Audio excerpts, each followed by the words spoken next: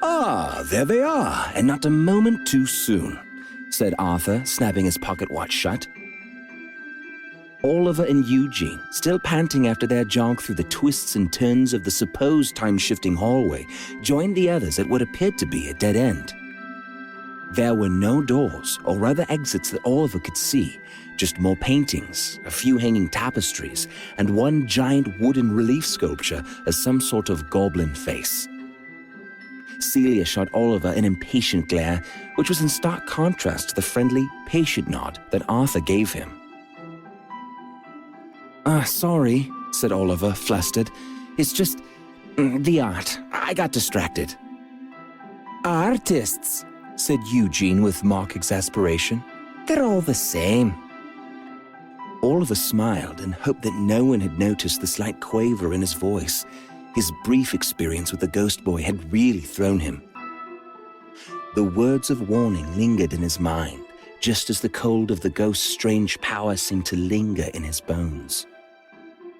Arthur was an odd one, and no doubt, but he was also one of the most sincere and friendly adults Oliver had ever met. He shook his head, trying to clear his thoughts. No, he couldn't take the ghost seriously. More likely than not, it was just some part of his mind expecting things to go bad and somehow mingling with his weird visions to prove its point. He could almost hear his foster dad, who was a counselor, saying things about subconscious manifestations and repressed fears. Oliver frowned. Ex-foster dad, he reminded himself. Arthur bent down and looked into Oliver's eyes. Are you quite all right, my boy? You seem shaken. I know, right? Chimed in Eugene. I found him just standing there, staring at some painting, looking like he'd seen a ghost. No, I'm fine. It's silly. There was just this old photograph and... Arthur's eyes flashed at Oliver. What was that? Fear? Anger? But no, just the same kind smile as always. This whole situation was making him really uncomfortable. Anyway, he continued, starting to blush again. I just got distracted. Sorry about that. He smiled apologetically. Celia came over and gave him a light punch on the shoulder.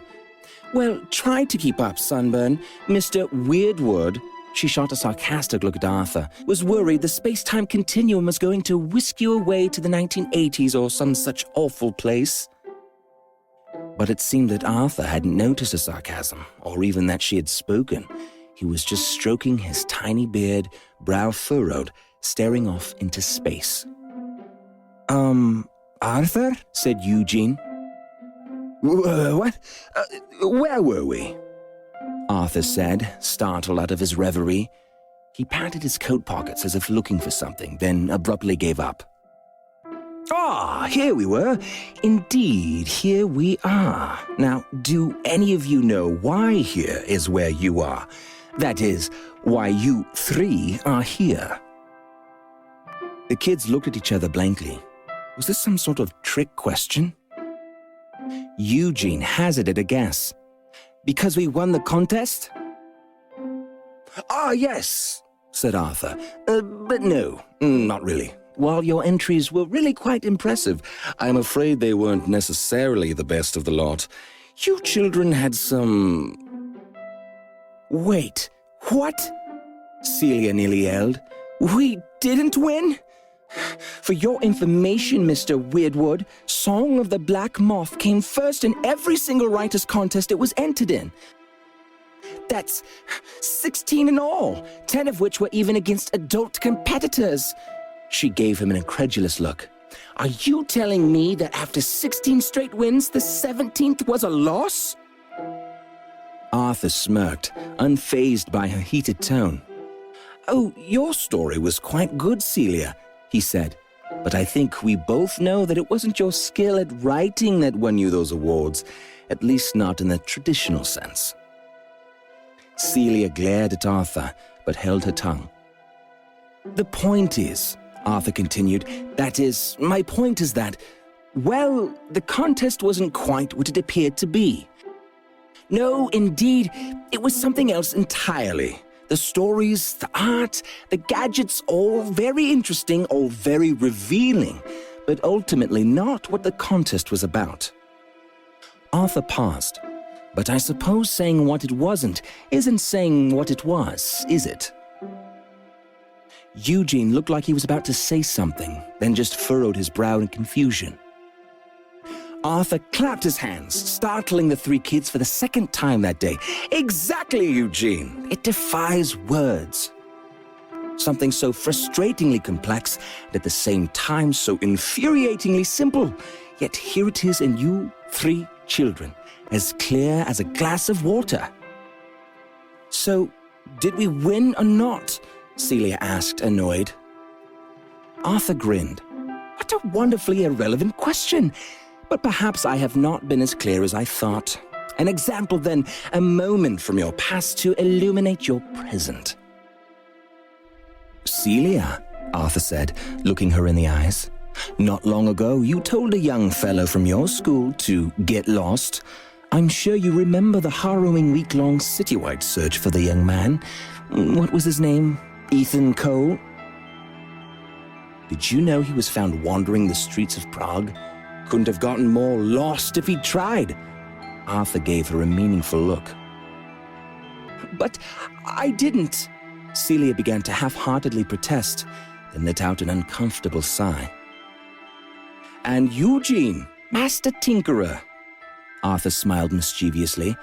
Some of your inventions work a little too well, do they not?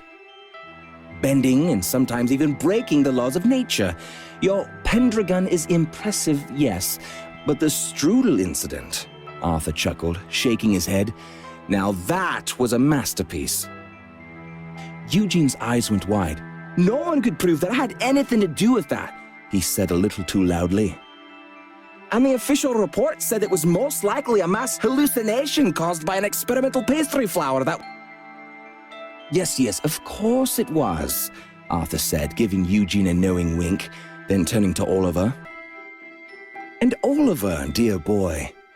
A warm smile creased the corners of his eyes, and his voice became soft. I know the questions you've been burning to ask me these past years. In fact, I've been dying to ask you some questions of my own ever since I first met your little Eadling. My Eadling? Said Oliver, bewildered. But it was from your book. You wrote about her. Oh yes, Arthur said. She eventually made her way into Arrow of the Skykin, but she was never mine. His eyes twinkled. She was too good to be mine.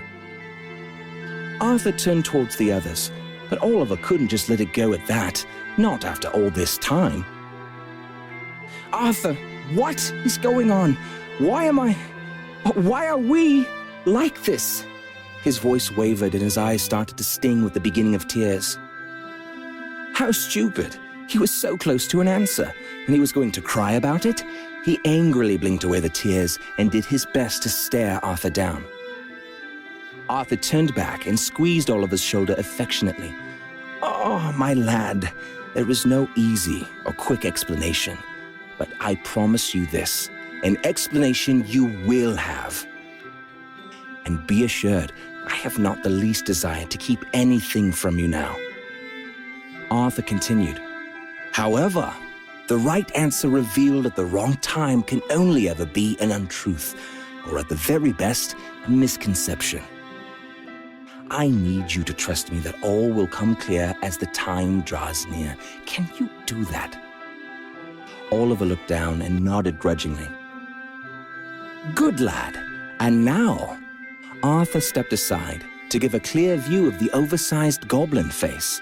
Oliver, Celia, Eugene, I'd like you to meet Mr. Dor Mantua. The wooden face suddenly jumped to life, eyes snapping wide and a humongous smile stretching across a mouthful of craggy teeth.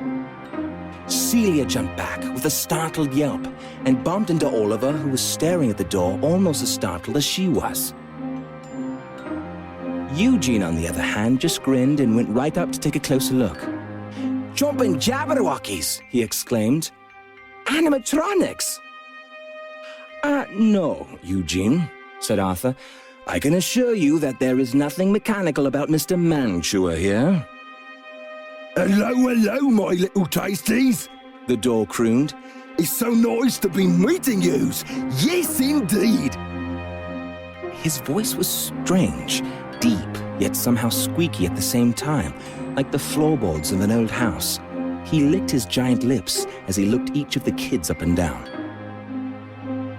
3 guests, Dor, Arthur said, who are perhaps about to discover the wonders of the library, if they have the minds and will to do so. If they will do, I won't mind so.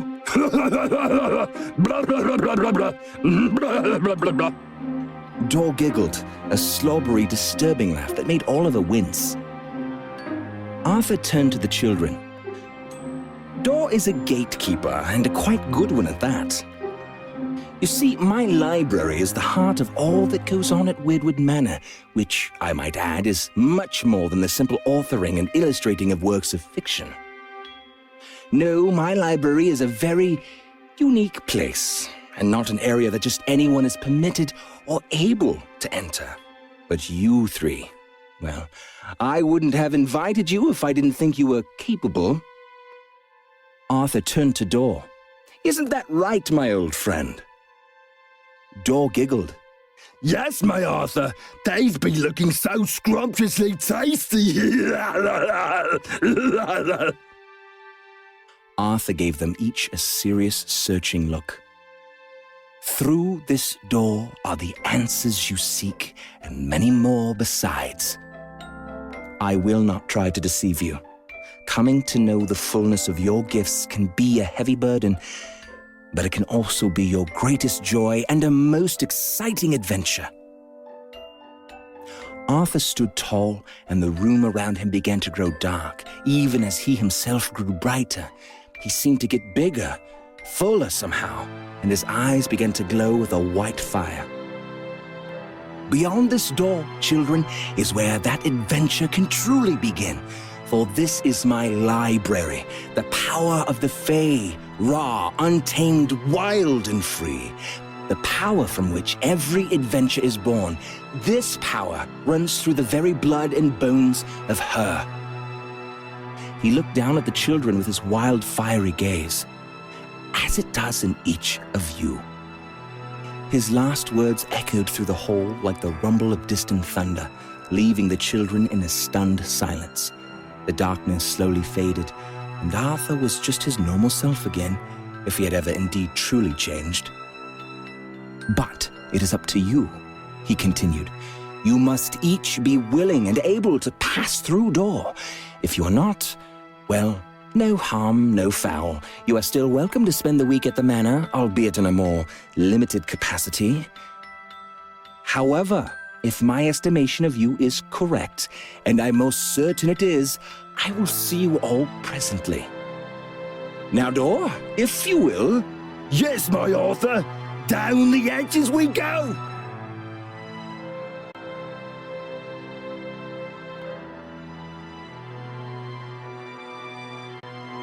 There was a whoosh of coattails, a startling leap, and a slimy-sounding slurp. Before the children knew what was happening, Arthur had disappeared into Dor's giant, slobbery mouth. The goblin chewed thoughtfully for a moment, then swallowed with a sickening, gurgly gulp. He let out a contented sigh, then looked down at the dumbfounded children. So, he said with a wicked grin, who's is going nextingly?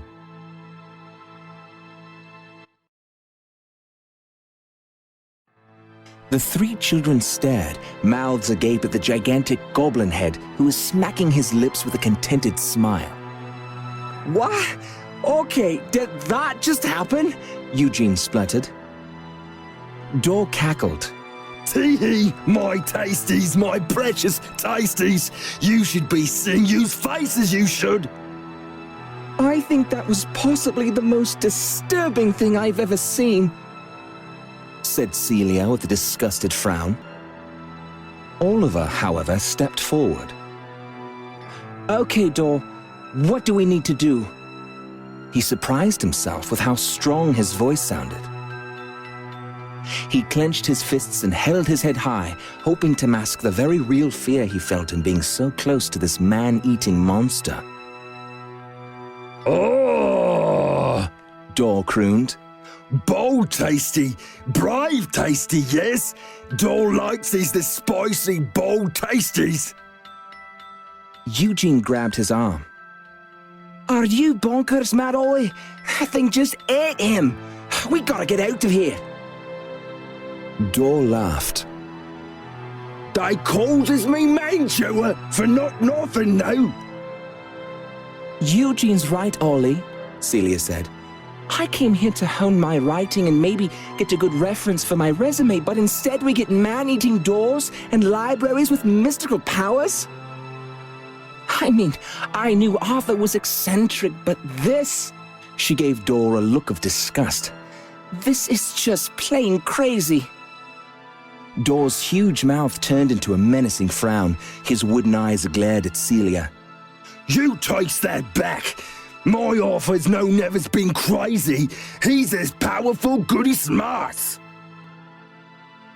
Right, Celia said, because jumping into the mouth of a giant goblin door is what smart people do. She turned to the boys. Look, I don't know about you guys, but I'm going back to find Miss Brimley. She gave Dor a sweetly sour look. No goblin gullets for me, thank you very much. Then, without another word, she turned and began to walk back down the way they had come. Dor called out after her. You probably tastings like barks and thorns anyway, nasty little mini-means. Eugene bit his lip for a second as if trying to decide. Sorry, mate. He gave Oliver a resigned shrug and trotted down the hallway after Celia. Oliver clenched his fists and gritted his teeth in frustration. They were so close to getting answers, real answers. How could they just walk away from that? He went after them. What are you so afraid of, Celia?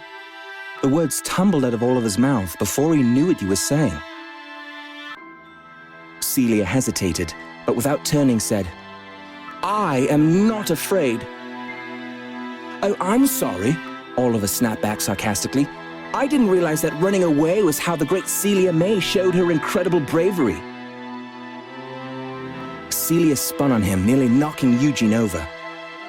And what would you know about being brave, Oliver? Do you have any idea what it's like to know that you could kill someone with a careless word? Or to accidentally create a national emergency with a pastry flower? She waved at Eugene. Hey, I never... Eugene started, but Celia kept on going. This isn't some stupid fairy story where the young heroes get to learn how to be witches and wizards. You have no idea how dangerous real magic is, what it can do to people, what it costs. Oliver clenched his jaw and stared daggers at Celia. How dare this overprivileged, magic-abusing brat tell him that he didn't understand? He could feel his pulse rise as a furious anger rushed through his body like a storm-swollen river. Oliver's eyes snapped wide with fear as he realized what was happening, but it was already too late.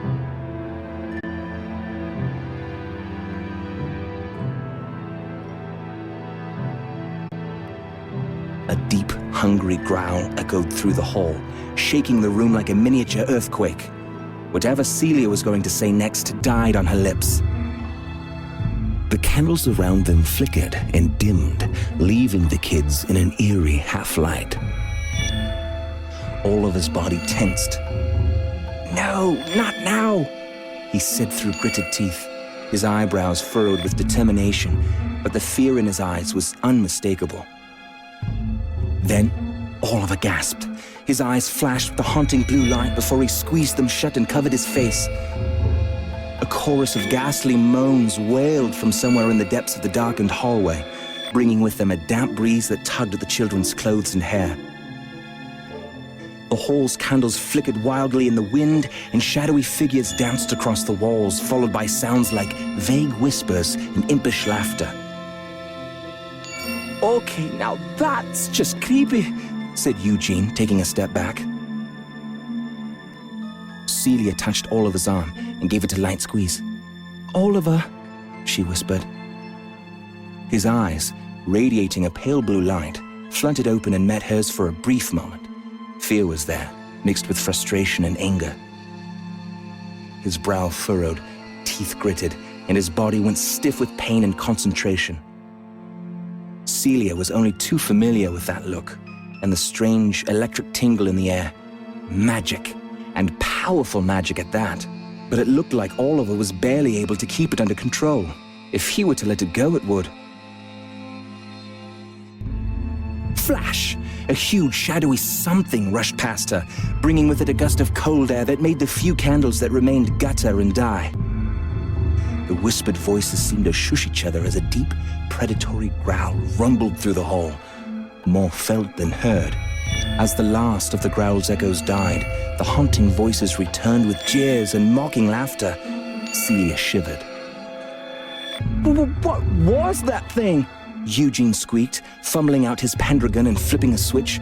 A glowing orb formed at the tip of the device, and a greenish-white light illuminated their immediate surroundings. The rest of the hall, however, was left in an ever-deepening, eerie darkness. Celia looked back at Oliver. He was breathing hard, sweat beading his brow, and as pale as a ghost in the greenish-white light. Then she remembered something her grandmother had said. To control magic, one must first understand it. She closed her eyes and reached out with her mind feeling, and following the lines of Oliver's power, trying to understand what it was doing. She thought she was getting close when the magic, a big, dark, and hungry magic, seemed to take notice. She felt a rush of anger and blind fear as the magic hurtled towards her. She gasped, then quickly dropped the connection. Celia's heart raced, and breath came in short, shallow gasps. She didn't know what kind of magic that was, but it needed to be stopped, now. She gathered herself, then yelled, "Oliver, stop it!" Power rushed through her words, making them strong, making them true. But Oliver barely flinched. Eugene let out a yelp as the large, shadowy thing swept past them again, this time closer. He stumbled back, fumbling with his pendragon. There was a click and a mechanical whir as the device transformed into what looked like a sort of laser blaster from some old, cheesy sci-fi show. The whispering grew louder and more excited as the dancing shadows pushed in even closer, growing more and more solid. "Back! Back, I say!" Eugene swung the gun around at the nearest shadow and pulled the trigger. There was an electric pop, a sound like the bleating of a goat, and a fizzle of smoke as a stream of multicolored gumballs exploded from the tip of the gun. "Oh, stonk!" Eugene whispered. The shadow creatures shrieked with delight and rushed toward Eugene, wide-eyed and frozen with fear. He let out a muffled scream as they surrounded him, swallowing him up in an inky black whirlwind of nothingness. Celia turned from the roiling, black cloud that swirled about Eugene. Her heart was pounding. She had one chance to stop this. She let out a slow breath as she settled into the familiar stats she used when performing her wordcraft. She braced herself, ignoring the disturbing sights and sounds around her and reaching deep within, just the way her grandmother had taught her. She dipped into her inner well and gathered as much power as she possibly could. Then, looking Oliver firmly in the face, she spoke. "Oliver, stop!" Her words echoed through the hall like the voice of a god. The wind stopped, the candle flames flickered back on, and the shadows disappeared. Oliver's eyelids fluttered open as he fell to his knees, exhausted. Celia swayed, then stumbled forward, just barely catching herself. She bent over, hands on knees, and took deep, steady breaths. The stream of gumballs spluttered, then died as Eugene looked back and forth between them, pale, shivering, and for once at a complete loss for words. I can't do this anymore," Oliver said in a near whisper. "Not by myself." He winced as he pushed himself slowly to his feet, then turned to the others. I get it. I mean, you guys win awards and prizes, and people think you're geniuses, and maybe you are, but for me, people think I'm cursed, or at best, some sort of psycho who needs serious help. But that strange man who just jumped into the mouth of a giant goblin, he's the first person I've met who seems to think that this thing I have is not a curse, but some sort of gift. For the first time in my life, I feel like maybe, just maybe, I'm not the crazy person everyone seems to think. Maybe I do have something in me that is worthwhile and good. Maybe I can even learn to control it like you guys do, and maybe, he faltered, then continued in a soft but passionate voice, maybe I can find a family who isn't scared of me for once.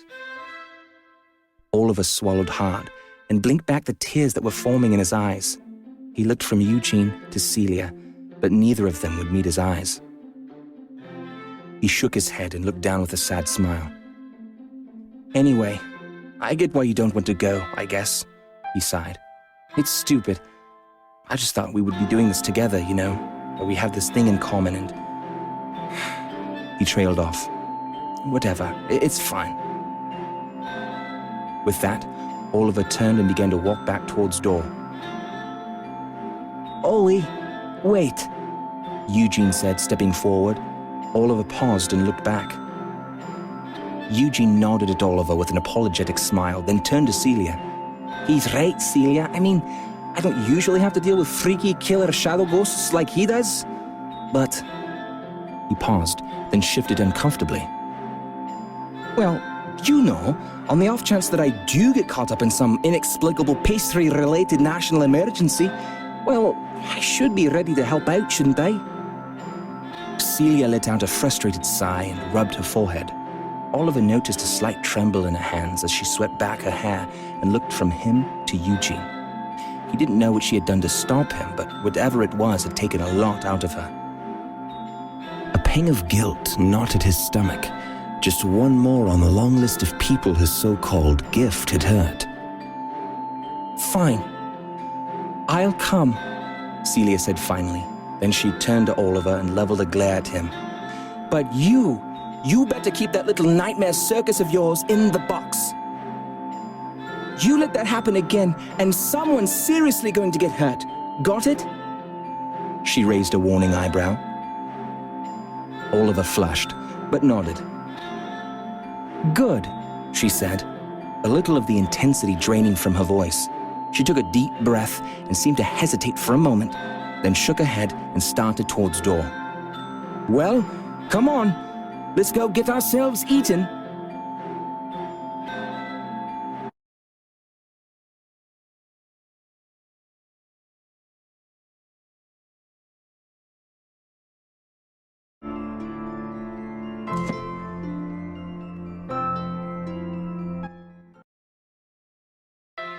Then, to Eugene and Oliver's utter astonishment, Celia gave a courtly bow to Dor and said, Oh, my tastiest, delicious Dor, please be forgivings, my barky, thorny, grumpy grumps.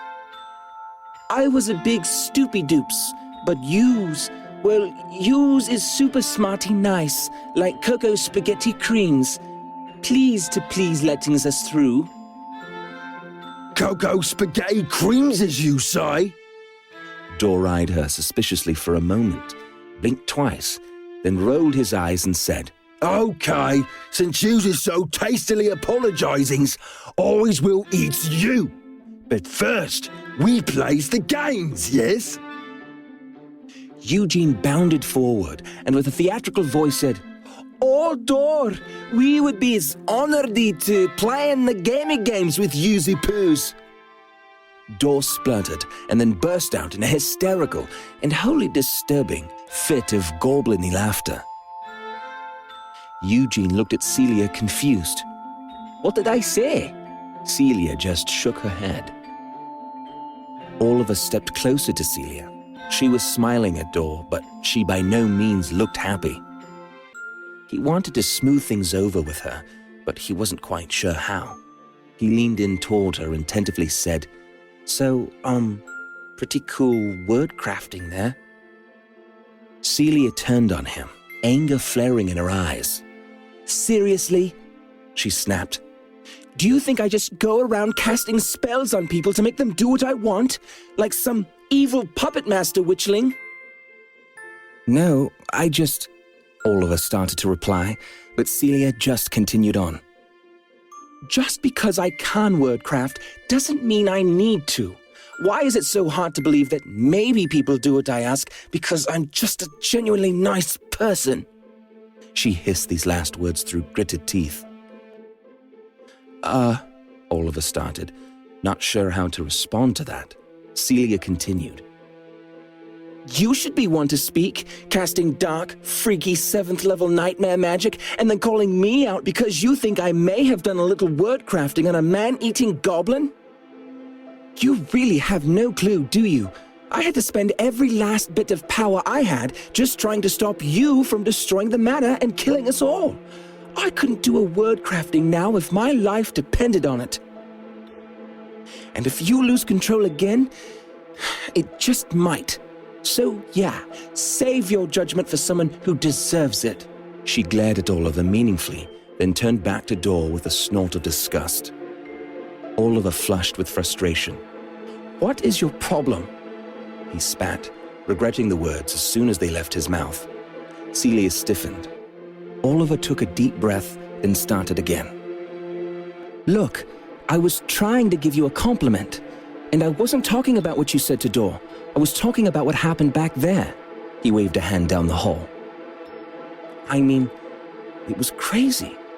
One minute I feel like I'm drowning in this freaky ocean of shadow, and the next, I'm being pulled out by a voice that I seriously thought was some sort of angel." Celia turned back slightly and gave Oliver an incredulous look. Oliver's blush deepened and he looked away. "Whatever," he said finally. "Believe it or not, the whole reason I brought it up in the first place was..." He sighed. "I just wanted to say thanks. So, thank you. For real." For a moment, Celia looked genuinely surprised. She frowned, then looked back at Dor and Eugene, who were now fully engaged in the unfolding drama of her and Oliver's conversation. Oliver wasn't sure if it was just the light, but it looked like Celia's cheeks had started to go red as well. She ran her fingers through her hair briefly, then turned back to Oliver with a stately air, even though her cheeks were probably now more flushed than his were. "Sure," she shrugged. "You're welcome, or whatever." Dor chuckled. It's not being sure whose is more funny to be watchings. Barky Fongs and Bodie Spice's little loving fights, or my little tasty nerdly one. So deliciously funny. Uses tastings of roast beef and toast, I think. Yes, indeed. But we plays the games now, yes? Which one of yous is thirstingly to go? "I'll go first," said Celia, stepping forward primly as if the whole heated conversation between her and Oliver had been nothing more than a pleasant chat about the weather. We's starting with the barky Fongs, is we? Said Dor. He steadied her for a moment with a serious face, then said, "Words is importance to use, yes?" She nodded. Dor grinned. "Then words has been your game." "A pillow," said Celia triumphantly. "It holds a person's sleeping head in the evening and all through the night, but loses it at the first crack of light, when that person gets up from bed."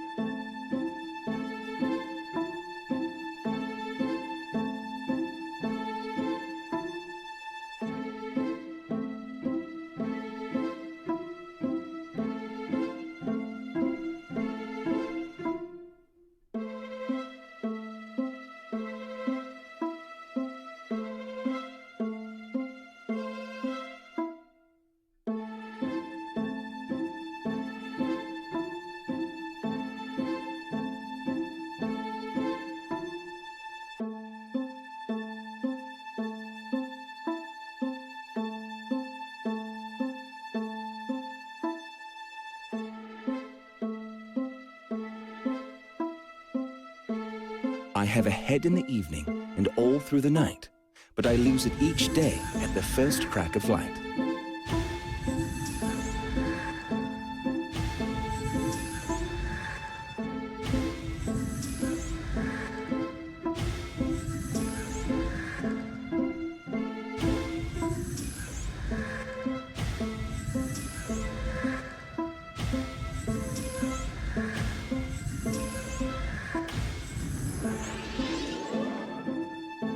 A pillow, said Celia triumphantly. It holds a person's sleeping head in the evening and all through the night, but loses it at the first crack of light, when that person gets up from bed. Ho ho ho! Dor chortled. Yous is having solved it, but can yous be getting this nexting one? I have 4 fingers and even a thumb. I am not a hand, but I'm often on one.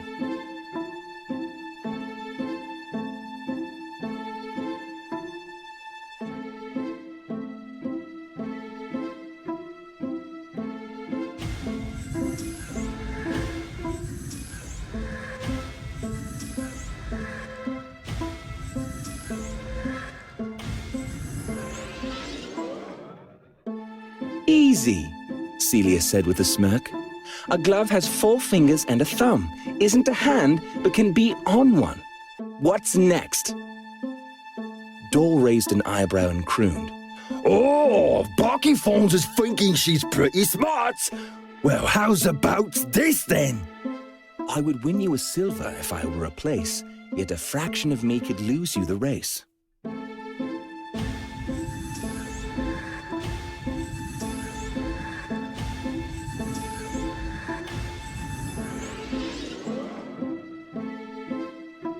I know, Celia said, eyes lighting up. A second. Second place wins silver, and if you're a fraction of a second too slow, you could lose the race. Well done, my tasty! Dor exclaimed. Well done indeed. Yous is as equal smart as my officer's signs uses. Yes! He smacked his lips hungrily. Now we's be playing's another game, yes? Whose turn is it nexting to be? Oh, me next, Eugene said, stepping forward excitedly. Games are kind of my thing, you know.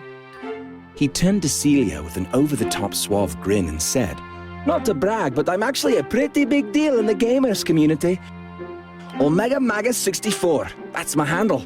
Currently sitting at the top of 18 world-ranked leaderboards. In fact... Ahem. Dor coughed impatiently. Sorry to interruptings, yo. Not braggings is roasty toast, but can we be playing's the games now? Sure thing, Dorman, said Eugene unfazed. I was just making sure you had enough time to prepare a suitable game for me. Lord Omega Magus is pre-buffed and ready to play. Dor took a deep breath through his plate-sized nostrils. Wow, the roasty Omega toast smells like he's good at fixings and making things. Is you not? Eugene nodded proudly. Good, said Dor. He furrowed his brow into a thoughtful look, then scrunched up his face and worked his jaw as if he was chewing something gross. Then, with a wet, sloppy burp, he spit out a small wooden box. Ugh. Yous can be fixing's my music-y box, Dor said. Oi's has accidentally been chewing's it. Eugene winced. Not exactly what I had in mind, but... He shrugged, then bent down and got to work.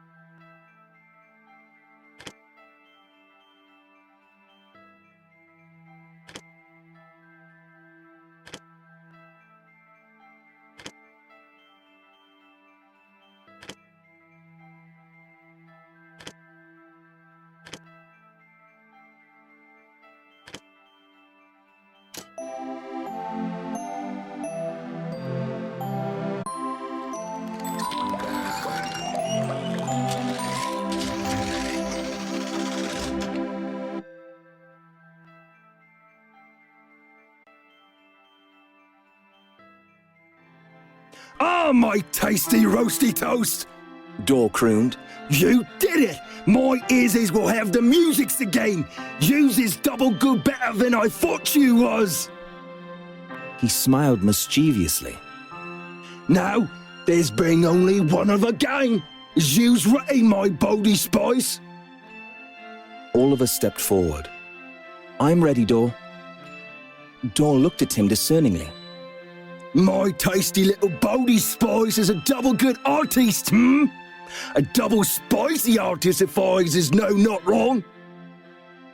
Well, said Oliver hesitantly, I wouldn't say I'm double good. I mean, compared to these artists. He looked around the room. I'm probably only about a quarter good. Dor grunted and rolled his eyes. One of yous is having too much abilities, and the others is having no not-nones at all. He shot a glance at Eugene, who, instead of looking embarrassed, gave Dor a big grin and a double thumbs up. Anyways, Dor said, turning back to Oliver with an excited light in his big wooden eyes. yous games is beings and artsy games. Looking's over there's my Bodie Spice.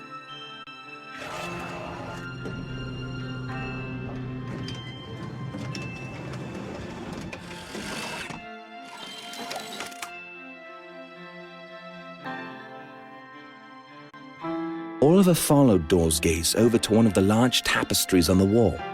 There was a loud ding, and the tapestry pulled away to reveal a set of elegant brass gates, behind which an old elevator car was arriving in place.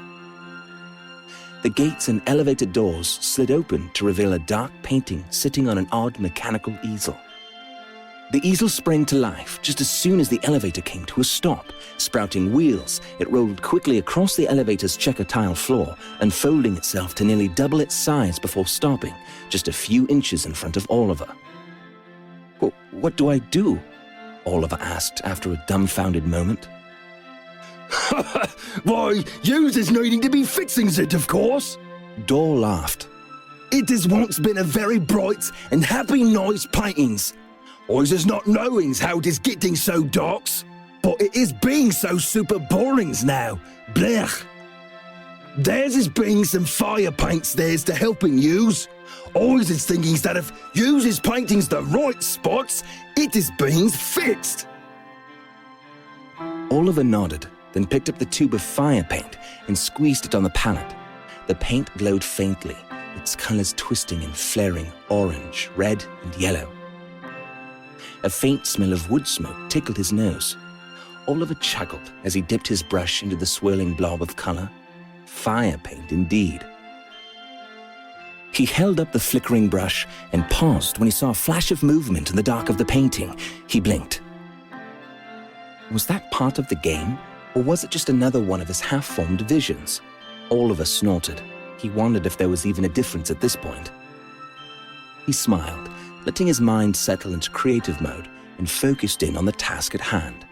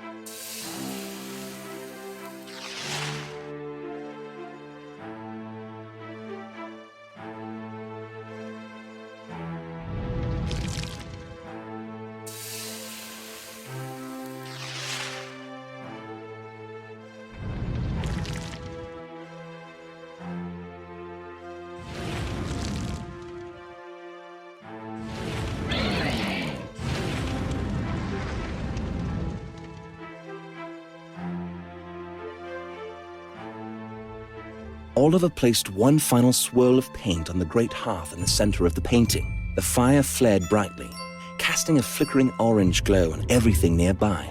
He smiled. Then, the painting began to shake. A deep, alien voice emanated from the trembling painting, speaking harsh words in some evil-sounding tongue. Oliver took a step back. "Oh, cool," Eugene said excitedly. "That's relying. Something about Eden and souls and eternal darkness." How quaint," Celia said with a sarcastic grin. But Oliver wasn't paying attention. There was that slight buzzing sensation at the edge of his senses again, and a faint but certain smell of old books and hot lightning. The painting shook harder. Door, is this..." Oliver's voice was cut off by an angry alien roar. The easel lurched towards the children, joints and gears shuddering as it shambled forward like some undead art exhibit. Streams of black smoke poured from behind the painting, snaking their way into the hallway before solidifying into the dark, horned tentacles that Oliver had just banished. Eugene and Celia stumbled back, wide-eyed. Oliver, however, braced himself, eyes narrowing and gripping the still-smoking paintbrush tightly in his fist. Instinct took over then. Instinct honed by years of dealing with imagined monsters that had come to life. Instinct that felt the power of the creative tool in his hand and knew how to use it. His arm was a blur as he whipped the still-smoking paintbrush through the air. Fiery circles and lines appeared, hovering in the space between Oliver and the tentacled monster, as if painted on some invisible floating canvas. The possessed painting jerked back, its tentacles recoiling from the fiery symbol which grew brighter and hotter. There was an angry hiss, then a wail of frustration as the fierce light of the symbol caused the tentacles to burn away like shadows before a flame. The easel shuddered, then slumped over, lifeless. The kids stood in silent amazement. The faint hiss and crackle of Oliver's fiery symbol echoed down the marble-laden corridor, seemingly louder than it should. After a moment, the symbol dimmed, flickered like a dying candle, then went out. "You've got to be kidding me," said Eugene. "What? I mean, how? You just..." He shook his head as his voice trailed off. Oliver stared at the smoking tip of his paintbrush, dumbfounded. He had used that symbol before. The gate, as he called it, came in real handy when some of his bigger, scarier drawings got loose. But painting lines in the middle of the air, that was new. That was just the game, right, Dor? Dor looked just as surprised as the rest of them. Ours is not knowing it is to be doing that now. But we's is in Weirdwood Manor, we's is. Ours is not never knowing what is really goings on here. He shrugged, or at least did the best impression of a shrug that a giant, shoulderless head could manage. But maybe's... His eyes widened with fear, darted around the hall as if trying to spot some hidden, lurking evil. "Oh dears," he said. "It can't be so, can it?" He started to look genuinely panicked. "What is it?" Oliver asked, worried that what he did with the painting might somehow be to blame. "Ours is needing to be telling you something so very important, my tasties. Importance, yes indeed." His look was pleading urgent. "Come closer, my tasties. They can't be hearings what I tells yous. It's too important it is." The kids drew closer to Dor. His eyes shifted wildly from side to side, worry etched in his face. "What is it, Dor?" asked Celia. Dor mumbled something incoherent. The kids drew even closer, each of them trying to imagine what could possibly make a huge monster like Dor so incredibly nervous. When they were as close to him as they could be, Dor whispered, his mouth barely moving. "I's be wanting yous to know that." "I's tricksted yous!" Dor hollered, and with that, his impossibly huge mouth snapped them up and swallowed them down.